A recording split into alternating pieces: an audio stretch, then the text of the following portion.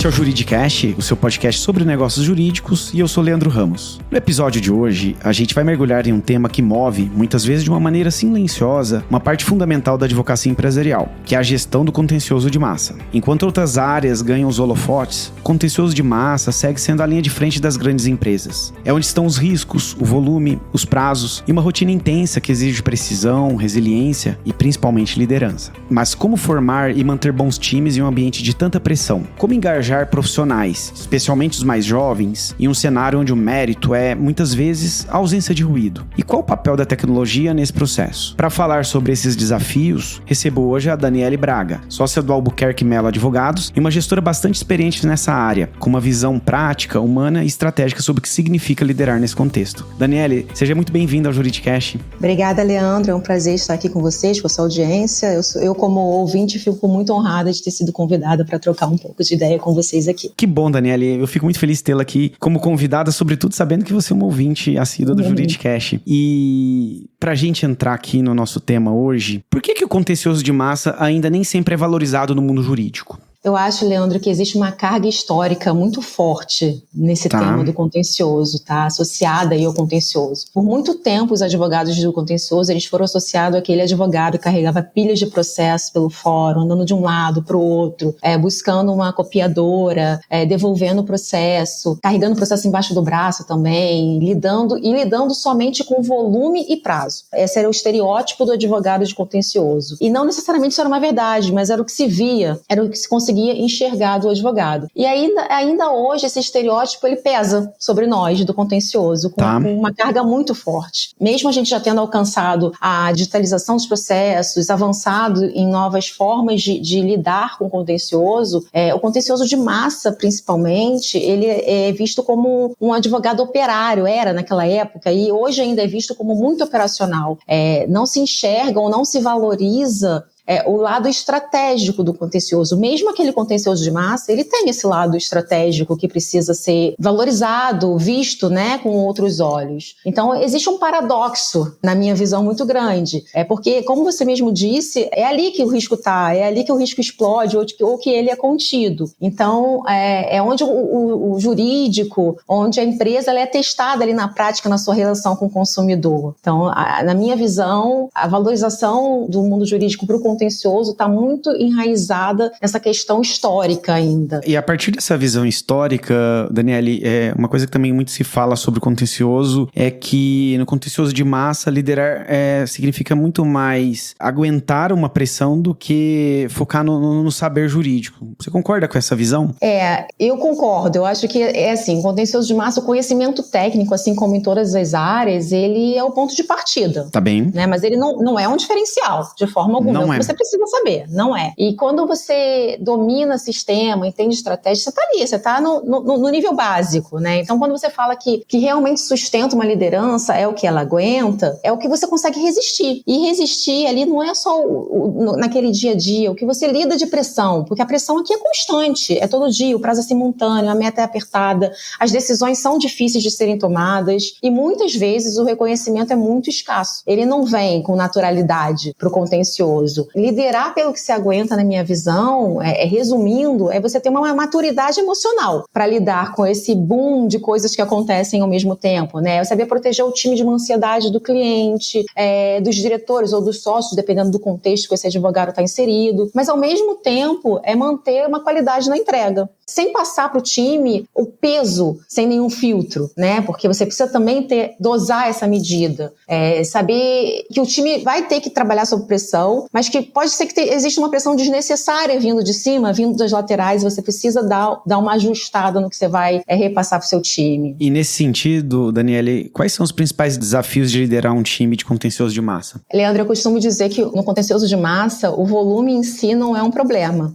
Ele é a nossa realidade. O problema está justamente no que o volume faz com as pessoas. É a consequência dele, hein? É a consequência dele que é o nosso grande desafio. Então, porque aqui a gente tem uma constância e uma intensidade que não tem botão de desliga, né? O contencioso não tem pausa. O prazo não espera, o sistema não perdoa, o cliente não alivia. A gente lidera garantindo que o time funcione com regularidade, sem oscilação demais emocional para cima ou para baixo, para que possam atuar ali dentro de um padrão que entregue uma qualidade técnica. Então, assim, acho que o desafio principal é esse, mas ele também gira em torno da comunicação, né, que é uma questão muito importante. Você precisa saber ser ponte e ser filtro ao mesmo tempo. Você vai ser uma ponte entre os advogados do seu time, entre as lideranças que também estão acima de você, mas você também tem que saber filtrar. Então, a comunicação também eu entendo como um desafio enorme dentro do contencioso. E em termos práticos, Daniele, como cuidar da saúde emocional do time? Nesse contexto que não é simples, que você está relatando aqui, né? Não é nada simples. A gente precisa estar sempre atento, né, Leandro? Acho que o papel da liderança aí é estar atento para perceber quando a pressão ela começa a subir acima do necessário e do que é o natural dentro de um contencioso. Quando passa esse limite, então é a hora que a gente precisa ali dar alguma intervenção.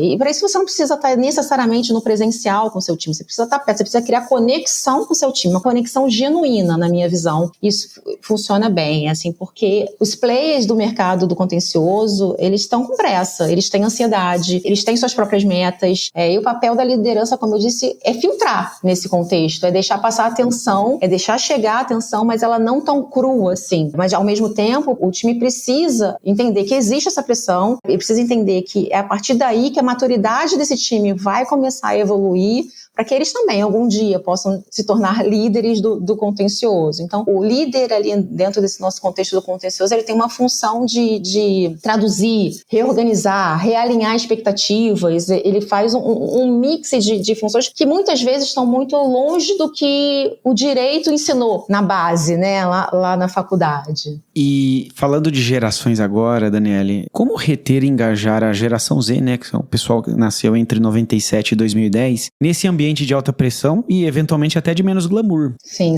é um desafio. Geração Z é um desafio, acho que para todos os mercados, né? Com certeza. Ela veio para mudar os padrões pré-estabelecidos das gerações anteriores, mas eu também acho, Leandro, por outro lado, que existe um alarde muito grande em cima da geração e um peso muito grande que a gente acaba colocando sobre eles, que não necessariamente tem tanta verdade assim, né? Porque você acaba padronizando milhares de profissionais por uma régua única. E isso nunca foi verdade, nem na nossa geração, nem nessa geração que está com certeza, que está agora aí no mercado entregando e já virando líder, né? Nós já temos geração Z em posição de liderança. Liderando. Mas respondendo sua pergunta, assim, à primeira vista, o contencioso parece muito o oposto do que essa geração busca. Foi por isso que eu fiz essa pergunta. Porque a gente tem pressão, tem prazo, então é uma pergunta difícil de responder, mas o que eu poderia te dizer, assim, que não existe uma fórmula mágica, não tem uma padronização pra gente conseguir engajar eles. O que eu entendo como um caminho, e isso, na minha visão, é muito independente da geração, mas é um caminho que eu sempre adotei, é trabalhar com transparência desde o começo. Acho que a gente explicar contexto, a gente falar a regra do jogo, mostrar os impactos reais do trabalho, é o fundamental, sabe? É o começo de qualquer relação ali. O profissional ele precisa saber que ao dar baixa no processo, ele está protegendo uma marca, por exemplo, ele está evitando uma crise, ele está preservando uma relação dessa marca com o seu consumidor. Ou também ele está ali melhorando a relação do próprio escritório com o seu cliente, ele está colocando o faturamento para dentro do escritório, e tudo isso gera um impacto, né? E eu acho que quando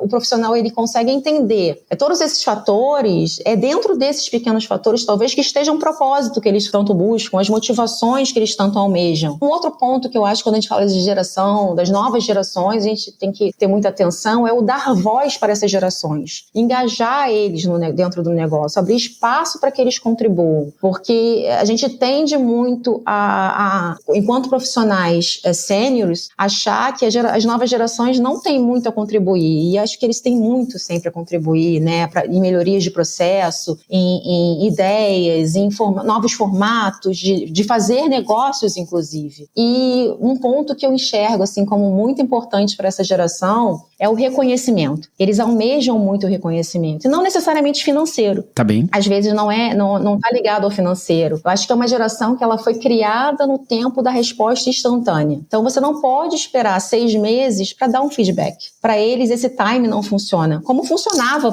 para nossa geração, talvez, sim, entendeu? Mas para eles não. Então as pequenas conquistas, elas precisam ser comemoradas, as entregas consistentes, elas precisam ser mostradas, a evolução do trabalho precisa aparecer, você precisa dar voz e espaço para eles, eu acho, para fazer funcionar. E agora falando um pouco de formação, Daniele, você acha que a formação jurídica tradicional, ela prepara prepara os advogados para liderar no contexto de contencioso de volume? Definitivamente não. Por quê? Eu enxergo que a formação jurídica, a gente ainda está muito focado só na técnica do direito, e o direito hoje em dia ele é uma composição de diversas outras matérias, digamos assim, ou diversas outras habilidades. Os profissionais saem da faculdade de direito sem nenhuma visão sobre prática de gestão, sobre liderança de pessoas, sobre olhar de negócio para negócios, né? Sobre marketing também. São pouquíssimas as faculdades que já estão com esse olhar, né? Falando aí do que você entende e do que a gente sabe que é muito fundamental hoje em dia. Eles sabem muito, eles saem da faculdade sabendo muito sobre teoria do processo e fundamentos do direito. Mas quando chega aqui na prática, quando vem a pressão, quando vem a velocidade, quando vem o saber liderar pequenos times que sejam, a gente vê que eles patinam, que eles não têm essas habilidades, sabe? Por não foram apresentados, muitos por não terem sequer o interesse de estudar isso, achar que isso está muito longe da profissão do advogado. E a gente sabe hoje em dia que isso não é uma verdade. O advogado ele precisa ser muito multidisciplinar, né? Então, o contencioso ele gira muito sobre operação e gente. Então, ele exige algumas habilidades que não são ensinadas na graduação. A gente precisa saber sobre gestão de tempo, sobre leitura de ambiente, priorização, comunicação com o cliente, formação de equipe, feedback, inteligência emocional e tantas outras coisas que estão ainda muito distantes das cadeiras das faculdades de direito. Um outro lado que a gente pode aqui ressaltar que pouquíssimas faculdades estão olhando é quanto desses advogados sabem mexer em Excel. Alguns chegam aqui pra gente que não estão sequer sabendo mexer em Word, Leandro. Uau, o Word é matéria-prima do advogado, padrão, né? Matéria-prima do advogado. Às vezes o rapaz sabe mexer em Canva, mas não sabe mexer em Word. Então, ele não sabe conversar sobre dados. É uma mudança, né? É uma mudança. Quando essa informação chegou até mim, eu fiquei olhando e pensando, meu Deus, eu lá na minha juventude fui para aquela escolinha para aprender a mexer em Word, Excel. E essas escolas hoje em dia nem existem mais. Será que estamos vendo uma necessidade de uma volta desse tipo de negócio? Porque eles não estão conectados com essas necessidades, né? Você vê que é muito doido você pensar assim, não? Então eles não sabem analisar dados. Se eles não sabem mexer em Excel, eles não sabem analisar dados. Com certeza. E não vai ser o ChatGPT que vai resolver esse problema sozinho, né? A gente precisa preparar esses profissionais para o mercado que já está acontecendo há muito tempo. Isso não é necessidade de agora do mercado. Dado, advogado que não sabe trabalhar com dado, que não olha para dado, ele está muito atrás, ele está saindo muito atrás nessa corrida, nessa maratona, né? Que é o mercado profissional, o mercado jurídico. Então falta muito essa visão para as faculdades. E Daniele, algo que é bem comum já, né, no contencioso de volume é o uso da tecnologia. E aí a pergunta que eu tenho é possível usar tecnologia no contencioso sem desumanizar o trabalho dos advogados? É possível não, é fundamental. Tá. Se essa conversa está começando pelo lado oposto, é melhor a gente levantar essa mesa. Porque a tecnologia no contencioso ela é aliada. Então ela precisa ser tratada como uma ferramenta. Perfeito. Que é o que ela é. Jamais como um meio de substituição de advogado. Então, não tem como hoje em dia a gente advogar sem a gente falar de tecnologia. Não tem como você lidar com milhares de processos, com prazo simultâneo, com relatório, sem você ter uma automação embarcada na sua operação. Não existe essa possibilidade. Mas o segredo, acho que, da tecnologia está em entender ela como um alto-falante, um amplificador do que o ser humano faz de melhor. Então, quando você consegue ter essa visão e não reduzir o papel das pessoas a meros executores de automação, a apertadores de botão, a gente começa a ter aí uma visão que no meu olhar, é o caminho correto. A tecnologia veio para agregar, veio para melhorar, veio para amplificar as qualidades do profissional. E esse profissional, por sua vez, precisa se habilitar para trabalhar com essa tecnologia, né? Ela tá ali para aliviar a pressão, para tirar o peso do que é repetitivo no nosso dia a dia, né? Porque sim, a gente tem trabalhos repetitivos, deixar que o tempo para análise seja maior, para a elaboração de novas estratégias, de novos padrões de tese, de novas decisões. Se ela for usada de forma correta, na minha visão, Leandro, a tecnologia ela protege o que é essencial no nosso dia a dia, que é o raciocínio, o julgamento técnico e o cuidado com o cliente, que a gente tem que estar sempre ali observando. Então, o risco para mim é quando esse jogo vira e a ferramenta vira fim e não meio. Tá. Aí a gente tem tem um sério problema. Quando o relatório ele vira meio de vigilância e não de apoio à gestão, por exemplo, né? Ela tem que vir para facilitar, não para desumanizar jamais. E como medir sucesso em um time, Daniele, cujo melhor resultado muitas vezes é a ausência do caos? A ausência do caos, ela veio criando polêmica, né? Mas é porque eu entendo que a ausência do caos, assim, ela é um indicador de sucesso, é um dos indicadores de sucesso do contencioso, mas ela não é o único e não necessariamente o melhor indicador, mas ele é um indicador silencioso. É um indicador que está fora do radar de muita gente, assim, Leandro, e é impressionante. Eu recebo muitas mensagens hoje em dia de profissionais, líderes experientes do contencioso que não mapeiam e não contabilizam essa métrica nos seus resultados. Então a gente tem um véu muito grande sobre essa métrica que a gente precisa conversar sobre ela, na minha visão. Mas eu acho que é importante a gente olhar e entender que se a operação está rodando com previsibilidade, se a gente tem um cliente que não reclama da sua operação, se a gente não tem incêndio todo dia acontecendo, porque incêndio acontece, é contencioso, mas se a gente não tem todo dia o incêndio acontecendo, a gente tem um sinal ali que tem um time funcionando com constância, com técnica, com maturidade até. E isso precisa ser lido como resultado. E muitas vezes não é. Quando se olha para isso, se olha assim, esse time está com ausência de trabalho, tem espaço sobrando, dá pra gente enxugar o time. E não necessariamente. Eu acho que existe um olhar equivocado para isso, né? O sucesso também está no que a gente consegue antecipar, no que a gente consegue resolver com alguma agilidade. A gente precisa trabalhar esses tipos de métricas, eu acho que talvez dividindo elas um pouco em objetivas e subjetivas, e a métrica da ausência e do caos, ela vai estar na parte subjetiva, que é onde a gente acompanha o clima, o nível de autonomia das pessoas, o quanto a gente consegue resolver e antecipar. Eu acho que a consciência de sucesso no contencioso, ela nem sempre aparece nos números, ou não nos números grandes, né, naqueles dos milhões. Ela pode estar também na ausência dos ruídos. E isso a gente precisa ter como foco, a liderança precisa ter como foco para colocar como métrica de sucesso da sua equipe, sem dúvida nenhuma. Daniele, agora há pouco a gente estava discutindo sobre, né, às vezes o imediatismo, sobretudo da geração Z, né? Uhum. E aí a pergunta que eu tenho é como tornar o contencioso mais atrativo para os novos talentos? Eu acho que essa resposta, Leandro, vai estar na mudança da narrativa. Tá, e como que seria? O contencioso, ele ainda é apresentado como um lugar de muito trabalho e pouco reconhecimento. Sim. Acho que, na verdade, ele é muito mais uma escola, ele é muito mais uma incubadora, é um lugar de aceleração de profissional, assim, na minha visão. É onde o advogado que quer mesmo, ele tá ali e entende a dinâmica, ele vai sair com uma carga de experiência que em nenhuma outra área do direito talvez ele consiga. Porque no contencioso, Leandro, acontece tudo ao mesmo tempo, né? Então, assim, a gente tá fazendo um prazo, a gente tá controlando um risco, a gente tá atendendo o cliente, a gente tem e-mail pipocando, a gente tem o team chamando. Então, é muita coisa ao mesmo tempo. Então, a forma como um profissional do contencioso precisa aprender a trabalhar é no barulho. Não existe silêncio, né? Não existe uma musiquinha silenciosa tocando. É barulho a todo momento. Então, eu acho que o contencioso, ele precisa um pouco, os profissionais do contencioso especialmente, eles precisam um pouco de parar de se vender como trincheira e começar a entender que, na verdade, eles são uma incubadora. Tá. Uma incubadora de talento, de líder, de profissionais de alta performance, inclusive. E você falou de liderança, Daniele, eu te levo aqui para a última pergunta do nosso episódio, que é qual conselho você daria para um advogado jovem que quer liderar no contencioso? Hoje eu diria que eles precisam aprender sobre pessoas. Tá. Eu acho que aprender a ler cenário e pessoas é tanto ou mais importante do que ler processos. Hoje em dia, eu acho que liderar no contencioso, ele exige uma clareza, uma calma, uma constância, um olhar atento para o time, que é quem está ali na operação entregando todos os dias. Então, vai ter volume, vai ter frustração, você vai precisar aprender a trabalhar com tudo isso e ainda manter seu time de pé no final do dia. Que não é fácil, né? Nada fácil, Leandro. Daniele, muito obrigado por essa conversa tão realista e ao mesmo tempo necessária, né, sobre os bastidores da liderança no contencioso. Eu que agradeço o convite, Leandro, e fico à disposição aqui para a gente conversar sempre que entender que é necessário, que eu posso contribuir aí com a sua audiência. Muito obrigada. Eu que agradeço.